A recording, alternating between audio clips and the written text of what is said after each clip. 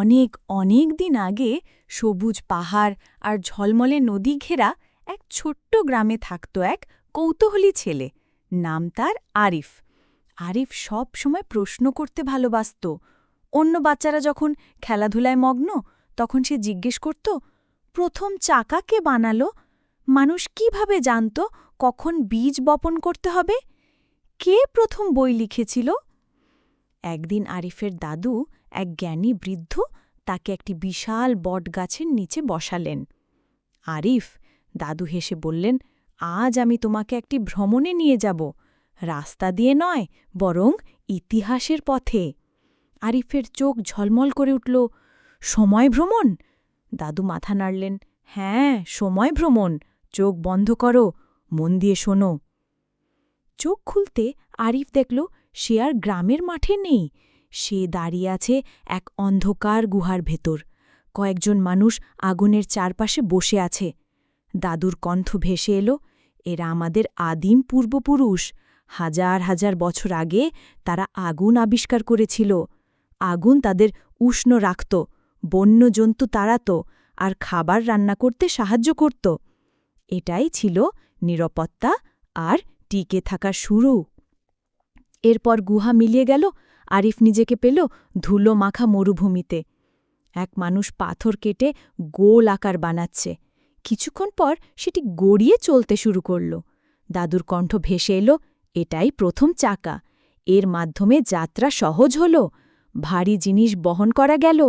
চাকা ছাড়া গাড়ি, বাস, এমনকি সাইকেলও হতো না। আরিফ হেসে উঠল, তাহলে আমার স্কুল বাসও ইতিহাসের উপহার। তারপর সে দেখল বিস্তৃত মাঠে মানুষ বীজ বপন করছে। দাদু বললেন, এরা প্রথম কৃষক। তারা ধান, গমের মতো শস্য ফলানো শিখেছিল। তখন থেকেই গ্রাম গড়ে ওঠে, আর মানুষ এদিক সেদিক ঘুরে বেড়ানো বন্ধ করে। আরিফ মাটির ওপর হাত বুলিয়ে বলল, তাহলে এখান থেকেই শুরু হলো আমাদের খাবারের গল্প। হঠাৎ সে নিজেকে দেখতে পেল এক বিশাল পাথরের দেয়ালের সামনে, যেখানে অদ্ভুত সব চিহ্ন আঁকা। কিছু লোক মাটির ফলকে অক্ষর খোদাই করছে, আবার কেউ প্যাপিরাসের স্ক্রোলে লিখছে। দাদু বললেন, এভাবেই শুরু হলো লেখা।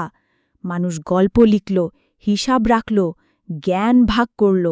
লেখার জন্যই আমরা আজ অতীতকে জানতে পারছি। আরিফ খুশি হয়ে বলল, তাহলে বই হল ইতিহাসের ধন। এবার সে দেখল মরুভূমি থেকে আতাশ ছোঁয়া পিরামিড উঠছে, আর দূরে পাহাড় জুড়ে চীনের প্রাচীর দাঁড়িয়ে আছে। দাদু বললেন, মানুষ একসঙ্গে কাজ করে এসব বিস্ময়কর স্থাপনা তৈরি করেছে। পিরামিড, প্রাচীর, মন্দির, দুর্গ, সবই সাহস, কল্পনা আর ঐক্যের প্রমাণ। আরিফ ফিসফিস করে বলল, এগুলো তো জাদুর মতো। হঠাৎ সে নিজেকে দেখতে পেল এক কাঠের জাহাজে, যা সমুদ্র পাড়ি দিচ্ছে। নাবিকরা তারা দেখে পথ খুঁজছে। দাদুর কণ্ঠ এলো, এরা হলো আবিষ্কারক। তারা নতুন দেশ খুঁজে পেয়েছিল আর বিশ্বকে যুক্ত করেছিল। তাদের জন্যই দূরের মানুষরা একে অপরের কাছ থেকে শিখতে পেরেছে। আরিফ হাত প্রসারিত করে বলল, পৃথিবী কত বড়। তারপর সে এক ব্যস্ত কর্মশালায় চলে এলো। কোথাও ছাপাখানায় বই তৈরি হচ্ছে, কোথাও এক লোক আকাশে উড়তে চেষ্টা করছে, আবার কোথাও এক ব্যক্তি জ্বলন্ত বাল্ব বানাচ্ছে। দাদু বললেন, ছাপাখানা, বিমান, বিদ্যুৎ, প্রতিটি আবিষ্কার জীবনকে সহজ করেছে আর পৃথিবীকে কাছে এনেছে। আরিফ উচ্ছ্বসিত হয়ে চিৎকার করল, আলো, বই, উড়োজাহাজ, ইতিহাসে কত আশ্চর্য!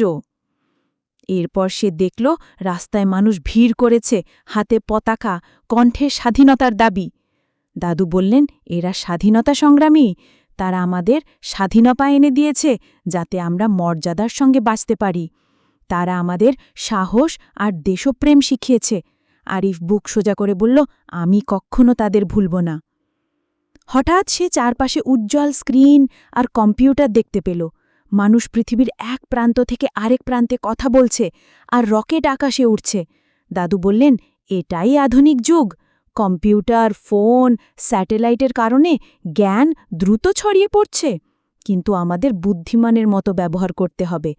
আরিফ কিবোর্ডে হাত চালিয়ে হেসে বলল, তাহলে এটাই আমার সময়। এক পলকে আরিফ ফিরে এলো বটগাছের নিচে, তার দাদুর পাশে। আরিফ বিস্ময় ভরা চোখে বলল, দাদু, ইতিহাস যেন এক বিশাল গল্পের বই, যেখানে নায়ক আছে, স্বপ্ন আছে, আবিষ্কার আছে। দাদু মাথা নেড়ে বললেন, হ্যাঁ আরিফ, আর মনে রেখো, আজকের দিন হবে আগামী দিনের ইতিহাস। তোমার কাজই ভবিষ্যৎ লিখবে। আরিফ গর্বভরে হেসে বলল, তাহলে আমিও ইতিহাসে আমার নিজের অধ্যায় লিখব।